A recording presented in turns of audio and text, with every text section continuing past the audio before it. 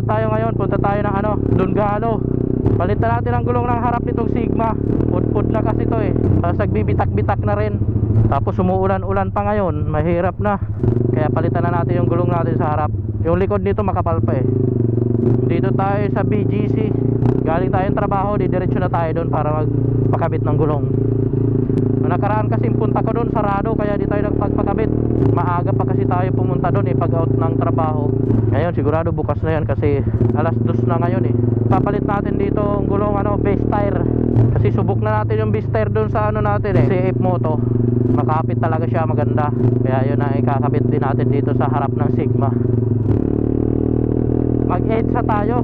Mag C5 na lang kaya. Kaya lang ganun din eh. Dito na lang tayo. EDSA na lang ako. Wala naman traffic ngayon, alas 2. Tsaka Sabado ngayon eh. Let's go. Sana may mabili na tayo. Nakaraan, sayang yung oras natin pagpunta dun. Sarado yung mga shop.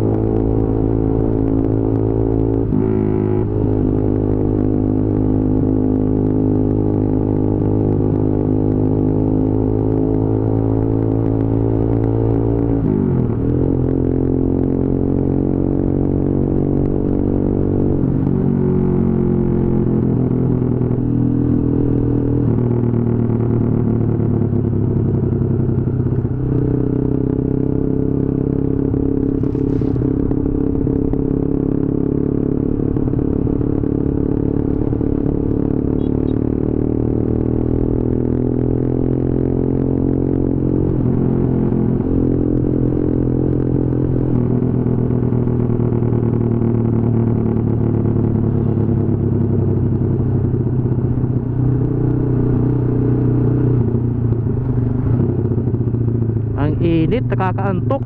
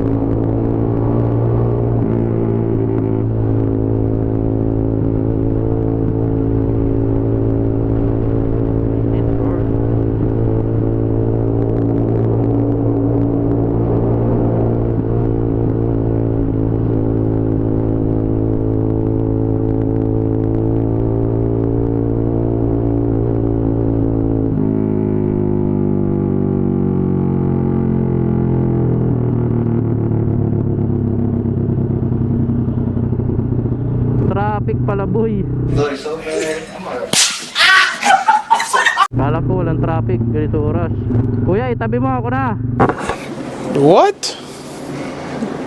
Bro, what are you talking about, man?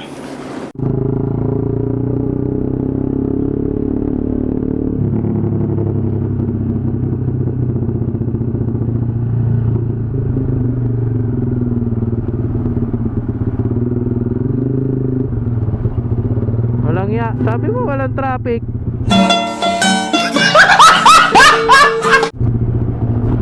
Di puta, napakainit pa naman di puta na yan.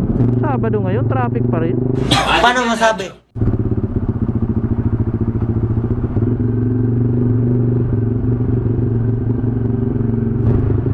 Kakaasar naman to.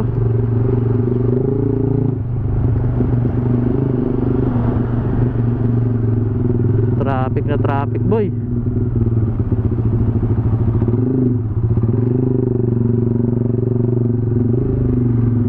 Uy, walang traffic doon sa taas ah. Nangyari dito. Okay ng ina, may bako.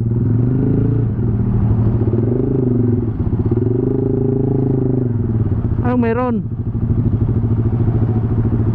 Sinisira.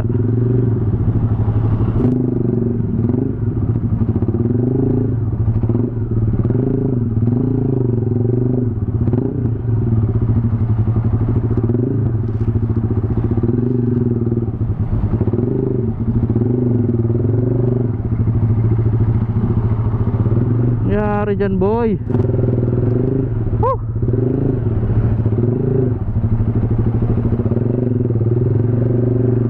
Kaya pala traffic.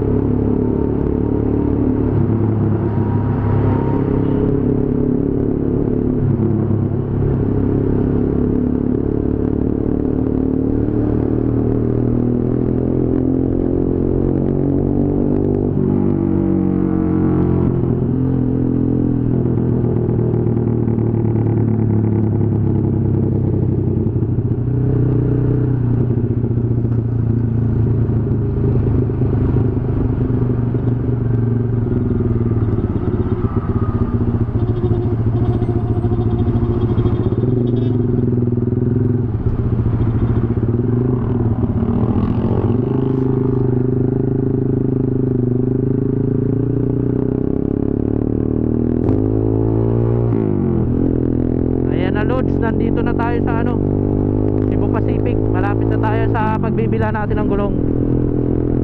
Grabe traffic sa EDSA.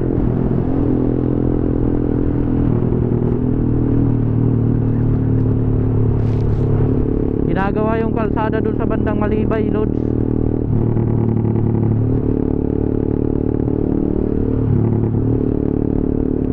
Gusto ko na rin ipalinis yung ano nito curb.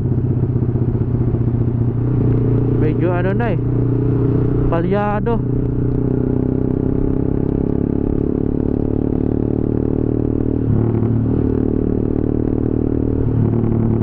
A few moments later. Nandito na nga tayo guys sa bilihan ng gulong. Pasensya na, lowbat yung camera natin So nandito lang to sa may sa may Dunggalo. Ang pinili ko palang gulong ay Beast Tire. So ayan dami silang brand ng gulong dito. Kung gusto nyo bumili ng gulong ay pumunta na kayo dito. Malapit lang to sa Rosie brand ng Dunggalo. So ayan guys yung gulong na ikakabit sa motor natin. Tinatanggalan na ng gulong yung motor natin guys. Yung likod nito makapal pa naman at maganda pa. Pero yung harap nito sobrang nipis na tsaka nagbibitak-bitak na guys. Kaya palitan na natin.